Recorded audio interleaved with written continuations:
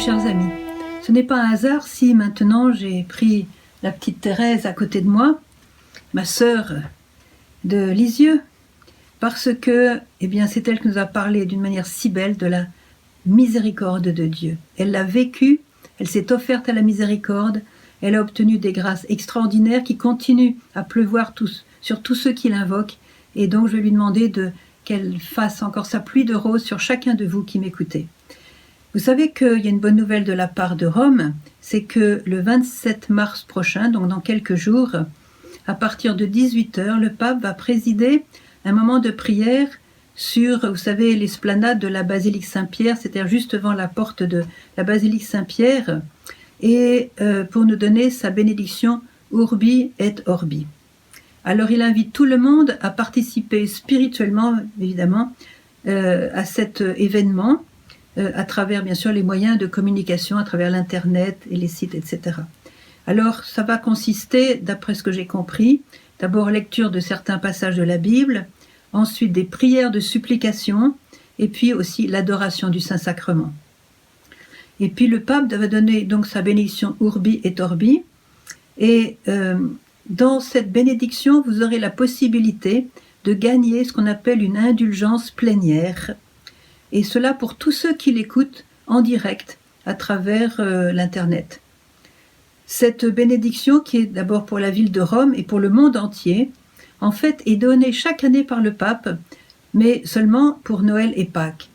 Toutefois, avec la conjoncture actuelle, la pandémie qui nous occupe et qui occupe le monde entier, le pape a étendu cette bénédiction à tous ceux qui sont liés plus ou moins concrètement avec cette pandémie. D'ailleurs, le monde entier en fait.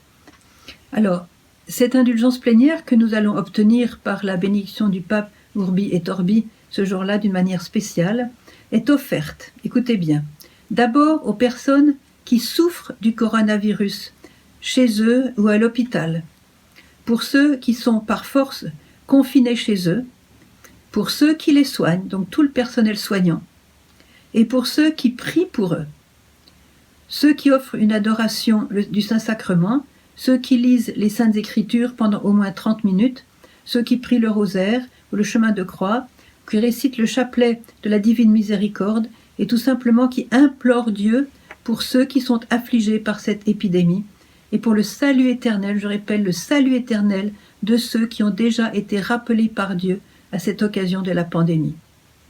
Donc pratiquement, vous voyez, nous sommes tous couverts par cette possibilité de recevoir une indulgence plénière.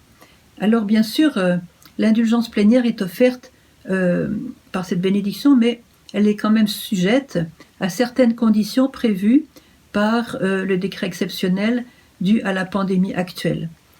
Alors, il faudrait d'abord que cette indulgence plénière soit reçue dans un esprit de détachement de tout péché et donc de vrai repentir du péché. Donc avec la contrition sincère du péché et bien sûr le projet de tout faire pour ne pas y retomber. Et puis la ferme résolution d'aller confesser ces péchés, dès que cela sera possible, surtout dans le cas de péché mortel.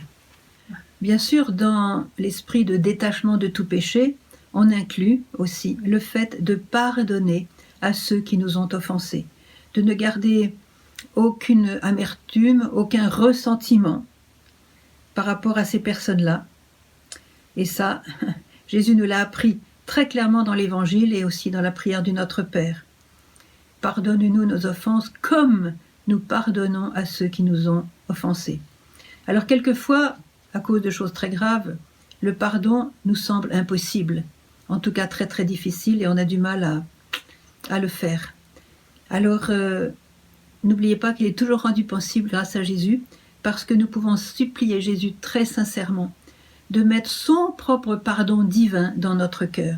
Notre cœur peut-être ne le peut pas faire tout seul, mais nous allons demander à Jésus de mettre son pardon divin, afin que ce pardon, qui est demandé avec sincérité bien sûr, puisse croître en nous jusqu'à prendre toute la place et nous faire pardonner nous-mêmes en union avec le pardon de Jésus. Et ça marche, essayez, ça marche. Il suffit de le demander sincèrement et ne dites jamais « il m'est impossible de pardonner » parce que Jésus veut que nous pardonnions. Et il fait la fête quand nous pardonnons. Il fait la fête pour nous et aussi pour ceux qui sont pardonnés. Voilà, c'est comme ça. Donc, alors, il nous faut donc un détachement parmi les conditions.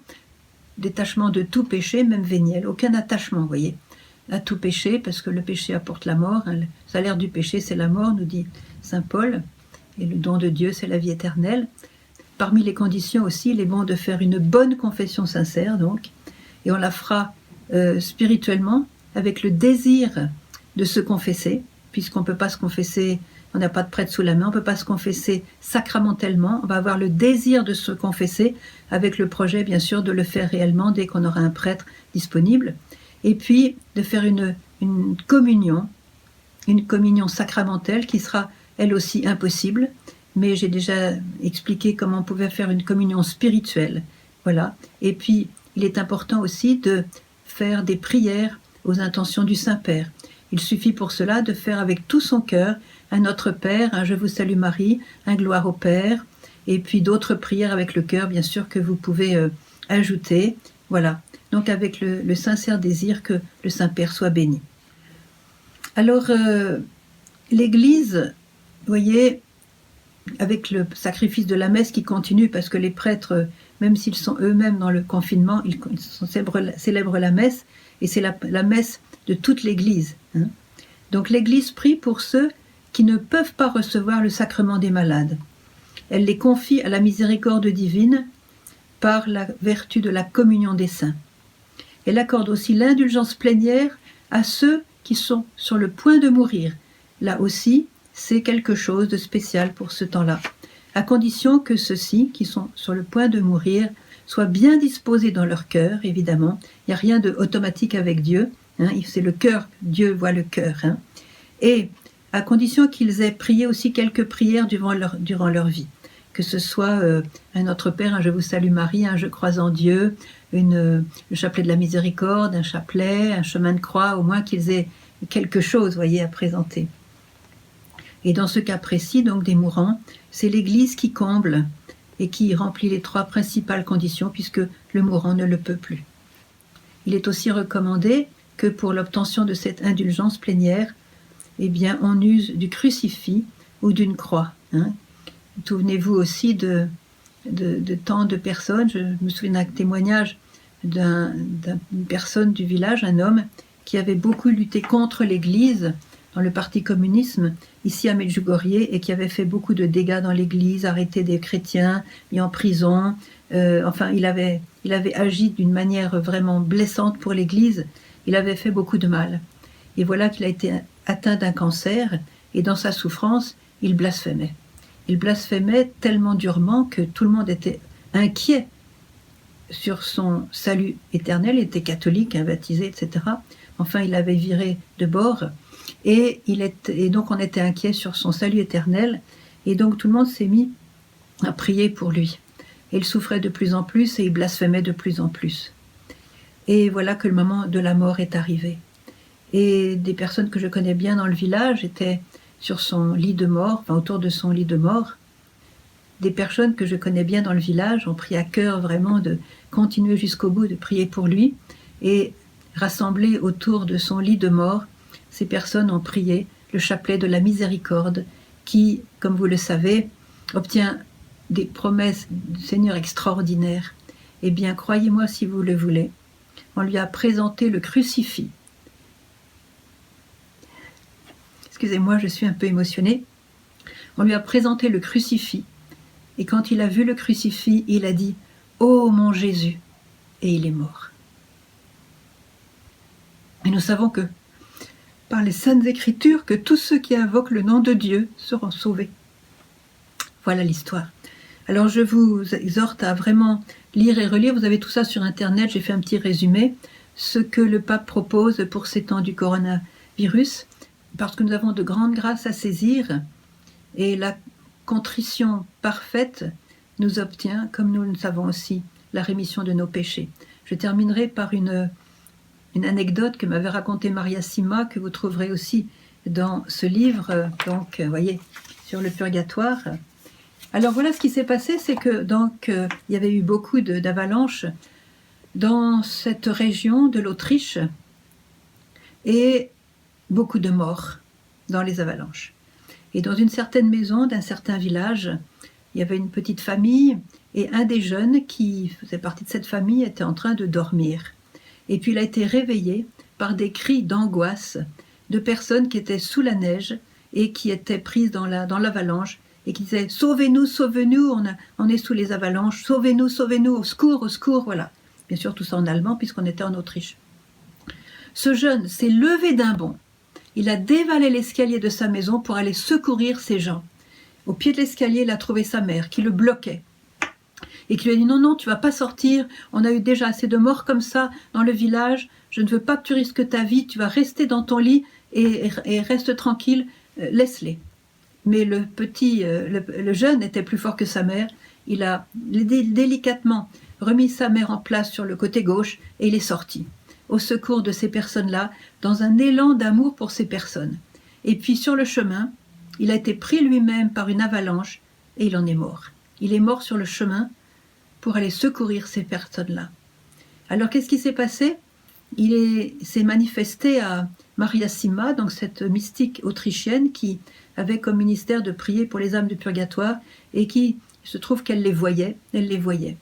Donc il est apparu à sa Maria Sima et lui a demandé « Demande à ma famille de faire célébrer 3 messes pour que je suis au purgatoire, qu'il célébrait 3 messes pour que je puisse sortir du purgatoire et aller au ciel. » Donc il a donné toutes les indications de la famille. Maria Sima s'est rendue dans la famille et a annoncé cet événement.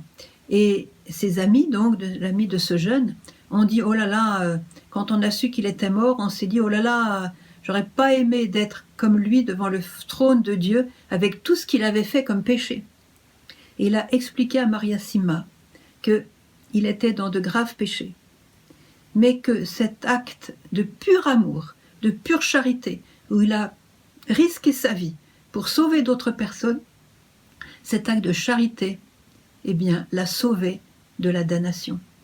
Et avec 3 messes, donc la prière de l'Église qui devait s'élever en sa faveur, eh bien, il a pu sortir du purgatoire, il est réapparu à Maria Sima en disant « Voilà, je suis sorti du purgatoire, merci pour les messes. » Alors, vous voyez, la leçon que l'on peut tirer de cela, c'est que la sincérité d'un acte d'amour, la charité, nous dit saint Paul, couvre une multitude de péchés.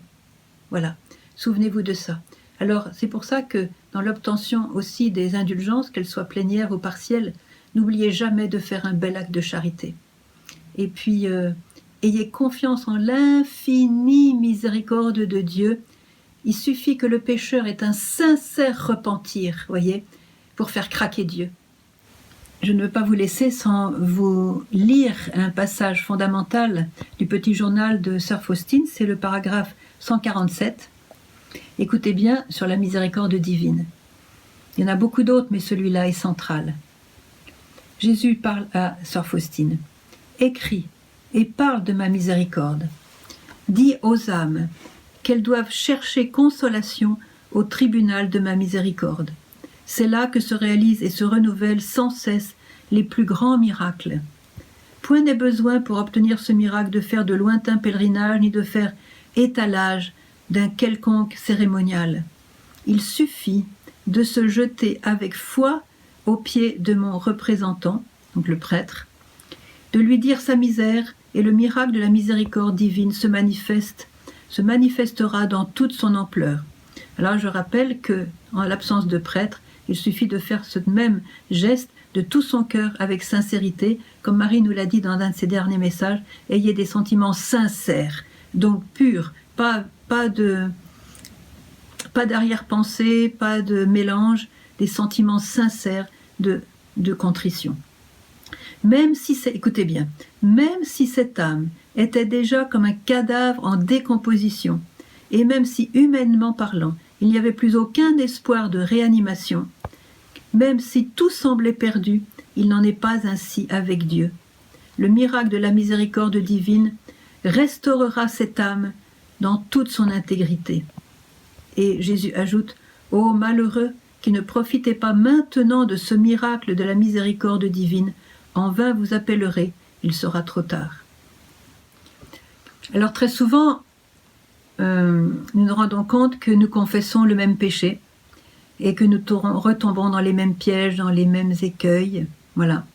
Alors il faut savoir que ce que le Seigneur attend de nous, ce n'est pas la diversité des péchés dans la confession, mais la sincérité de notre repentir. Alors voilà un paragraphe encore de Sœur Faustine que j'aimerais vous lire, c'est le 1292.